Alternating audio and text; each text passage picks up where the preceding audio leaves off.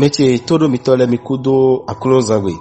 azan tewigodo sofi plosono mime agbokugbe tombo do asu alubodo asi onu kiko ajije enatino asupasi potenti weme maka odo asu alohome odo asi an tunoje mi na pemede bo me mokoton enayi mejo me taunu emi lo gbezan mi tome ohun we ni tenko mo hunukun mo confie igbon adele weme ibeli o mi na do eno akwezansi apakoyo aito enulote do akwe gegede ton akwe bedu ndeme mamu dona eniblo dede na do igbesi anzangwe na mena no gansi apakoyo mi moloji uvekpede na de mi kula lo ganji din la gbazame o azomi to si apakoyo mi na do mi pomoloji mi na tu pomoloji ndebude mi ga biblogwe o nu mo koton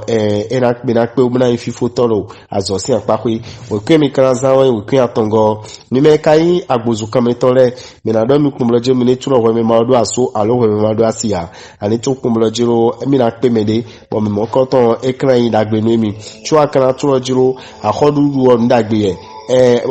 akwemi mo bolevo zan ndagbe amususu honu over no adewi won ani blo dede no akwa ahodudu kan ko lome la mena kan si apakwe no chiko na suko no ipede azo to si apakwe mi na don pomblojo ani tulo kweme do beto bo edo no agbalupo won hawe yo bu iro do concurrent ani tulo je ana tite do wede we mama me mo koton e na ziwe depo we kwa kanaza ewe okin we go ni me we do bule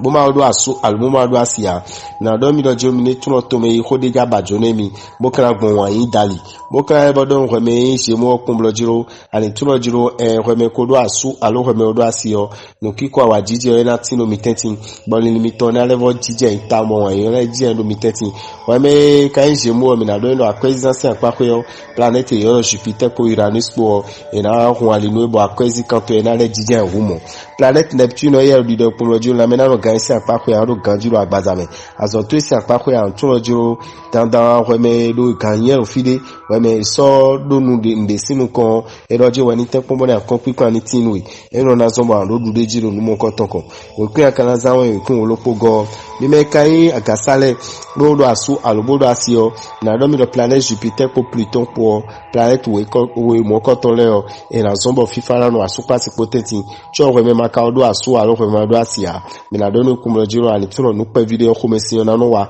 bo eni okana no so bo ve na no tinwe wani blo dede mi wa as question apakoyo mi na do no lo jiro an lo tadagbe taw do gbesi asangbe bo taragbe ni o ikun so inu ba na yin won to o kan mo lo jiro ni la zo gbe mi ton enadio bonu we me kan o mi kan do lo jiro azo to isi apakoyo ani tekon bonu nu chikono we ni gboje pede wo chi level be azo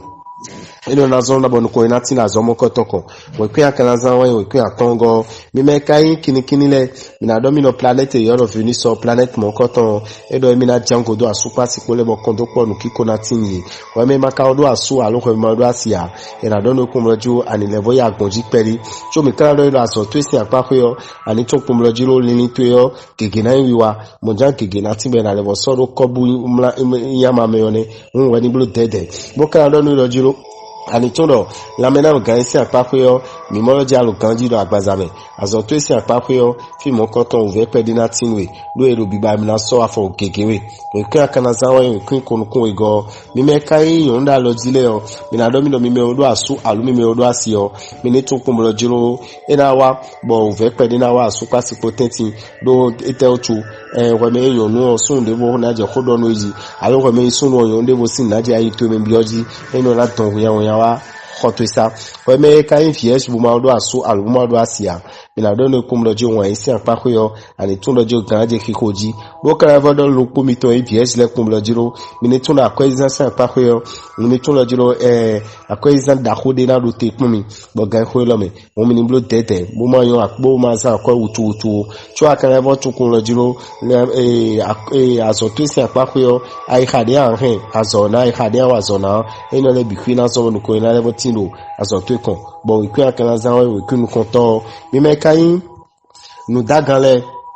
bodo asu albodo asio mi na do mi pomlojo kon do pona tino asu pasipo ero dandan me do egbe we me maka odo asu alo me odo asia mi na do no pomlojo an tuno jiro chu mi na pe me de timo mi mo koton na ime bo mi popo mi na che posi za je gbada nu mo koton ala ibo tuno jiro ala ibo ulibo no wede ba kwezi kanto na ibo jije humo no dandan me yo nu mo koton de sunazon bo me gege na honwe tu akana tu kumlo jiro la mena lo gaisi apakwe yo me na do loji ando ganji la gbazame azoto isi apakwe yo planete yo le Uranus so ena don ve pede anu ma lo ho sinji we ku akana za we ku afotongo era na zamota la gbena tinu we me balance so mi so no mi na Scorpion go la Scorpion lo joni tu lo jiro nu kiko ajije yo ena tinu super potenti cho we me maka odo aso alo we ma do asia me na do no kumlo jiro me kuma over debu nu yo azosi akwesi apakwe yo e over na jije npediri mo kan do no kumlo jiro anima jafra we ma jo we do eno le bi kuyera inu mo na le audio we me kaja khwa ikungbade we me ja ho glide yo e lo je we ni te ko mo kun kan jiro je nu mo ko ton e ka so gbe cho be akwede me aji mo ma over pede na de kon so gudo na me na no gan si apakwe yo me na do no jiro ani blo de ko ko me sinsin gbagba po cho planet ka yo Jupiter e do akwesi azosi apakwe yo e me na no po kha ba so to yo e bo jije mo na le bo tite umo we ku akana za won ku tenengo me me kai gada tole yo me na do mi kumulo jo me tundo ni do na blue dede yo e do dandame do ve pede na tin na super potenti bo wi won e kana lo taji wi won na so bo ve ni na supo we me ka lo Sagittaire yin yo bo ma do aso alo bo ma do asia bo tro je mi na pe me de bo me na yin wa no mi do de pe yin mi ton tu cho akana tu kumulo jiro akwe izanse apako yo ani tun lo jiro aduna le bo tite do we de uta do akwe bi mo tro bo bi fi de bo gbado ni yo e ko indagbe nu ko me yin Sagittaire o Sagittaire lo po mi na do mi lo je antibiotique e ma no zona o cho akana bo tu kumulo jiro ni mi wa azo to isi apako yo mi mo lo jiro ta me ni tu ni mi wa tu leo era rezo ma zona le bo do nko yi umo we ku akana za we ku afotongo mi me kai Capricorn le mo mi yo ye we zugbano leo mi na do mi kumulo jiro mi ni tundo egbesi azangbe yo nukiko awajije na tinu asupa sipole cho we me karugbe chese ni mo ma odo mede ya alevo tulo jiro we susin gbezan do wa isi apako yo ekuna yin na debudo egbesi azangbe o akara tukumlo jiro dandame yo me anape bo me de suena ojuro koko me yo me mo koton ba de kan ko lo meji a kwesi apako yo me na donu kumlo jiro ani tuno ajaza akwa debu we ni tekon blo economy arani ko economy to yo me bo tunde ana zangbon na me no gan isi apako yo mi mo ve debu nu ya cho akara tulo jira so to isi apako yo wani ma dota ho peto lesin ho bo ho mesin ho na wa wani ma dota mo koton de me o we ku akara sa wo ku atongo mi me kan verso le ni ado mi kumlo jiro mi ni tulo mi me 50 le o bo do asu alo bo do asi yo mi ni tun kumlo jiro nu kiko awajije yo ena tulo asupa sipo tenti bo ni limitore gege era dijo fi mi ton sin hoji cho we me maka do asu alo we ma do asia mi na do no kumlo jiro ani blo tete bo tun lo jiro me na so kure mi debu o mi kun ndo nde mi na do ru fine o e kun ye mi na gbe o mo ma na yin ve na je skudo to ero so gudo lo po mi to le o mi na do mi lo jiro akwezanse apako yo mi ni tun kumlo jiro soro didu o e na wa dagbe mi bon ko ina tinu mi da so mi tonko cho akara tun kumlo jiro ndebu de ala solote do wan isi apako yo ni mo koton ina no pohawe bon ko ina tinu amo tun lo jiro mi na lebo 2 mi de ta po microbe lepo microbe cho we de na ta no kan ko lo meji we ku akara zawe ku afoton ko ne go mi me kayin